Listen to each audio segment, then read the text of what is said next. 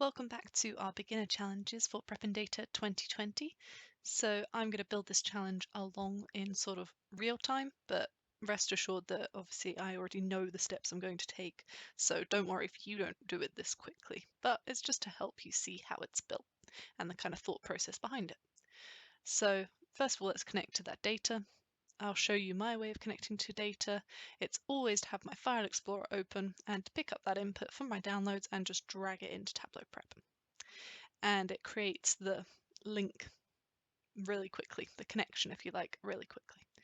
And I always feel like that's a bit of a cheaty, lazy way to do it, but that also makes me quite happy. So please feel free to do that too. So let's take a look at our data. We're looking at some sales of some bikes again, and we've got different stores, different bike types, and different models of our bikes. Now I'm going to zoom in on this model field here and see that we've got 421 different models of our bikes. But actually we're told in the challenge that we're only actually interested in the brand. So the brand is defined by just the letters in these strings.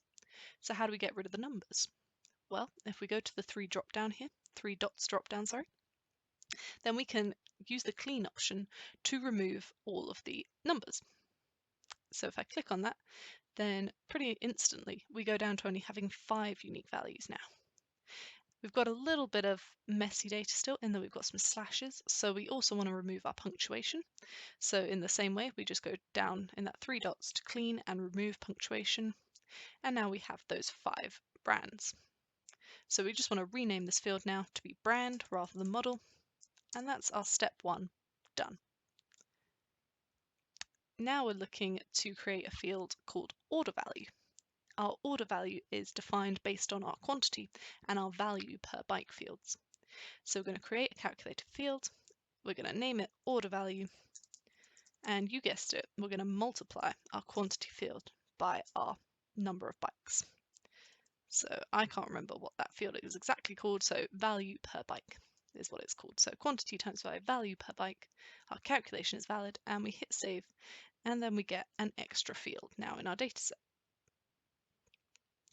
Now the next requirement is all about getting some metrics by the brand and the bike type.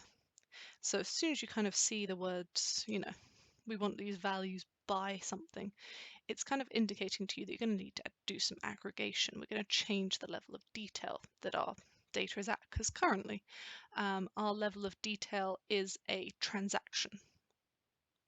On a transaction by transaction basis, each line is sort of an order, if you like. Whereas we want to change the level of aggregation. We want it now to be that each line is telling us about a brand and bike type and some values associated with that. So we're going to bring in an aggregate step now. And the aggregate step looks a bit different to the clean step. We've got over here on our left, we've got our fields that we're going to group, and over here on our right, we've got our fields that we're going to aggregate. So what I was mentioning there with the fields are by fields, if you like. We're having our values by brand and bike type. Those are going to be our grouped fields. So if you look at our brand and our bike type, they both have the word group next to them. And in fact, double clicking on brand makes it appear in the grouped fields section. But we can just as easily pick up our bike type and drag it to the grouped fields section too. Similarly, if we had a value that didn't have the word group next to it, we could click on the drop down and select our group by option to make it appear in the group by fields, or just pick it up and drag it there as well. Just some tips and tricks for you there. So you can see that we now have 15 rows, whereas before we had about 2,000, because it's only brought through sort of all of the bike types and all of the brands and sort of the unique combinations that they make up. There's 3 bike types, 3 brands, and we have 15 rows. So that means that, for each brand, we have each of those 3 bike types. Okay, so we've got our groupings. We've worked them out nicely. So how do we now bring in our aggregation fields? So we want to have our quantity. We want that to be summing up. So it's got the word sum next to it there. We can just double click and it'll go over to our aggregated field. We're going to rename this though to quantity sold rather than just quantity as per the requirements, which isn't an issue. You can see we've still got 15 rows of data. This isn't changing how many rows anymore that we have. Then we're going to bring in our order value. Sorry, we're just going to sum that, so that can just go over. We don't need to rename that field. That's great. But rather than summing our value per bike, we actually want to look at the average. So I just go into that drop down, select average, and you can see up here as well that rather than saying sum, it says average. And I'm just going to add to the start of my field there, AVG, and a space for average value per bike. I know I haven't written out the whole word average, but you'll have to forgive me there. And great, we can take a look at our data in a clean step, see that that table has been built the way that we want it to be built. And the only thing that I've got left to do here is tidy up these values because they're quite messy on there. There's quite a lot of decimal places there. So I'm going to create a calculator field.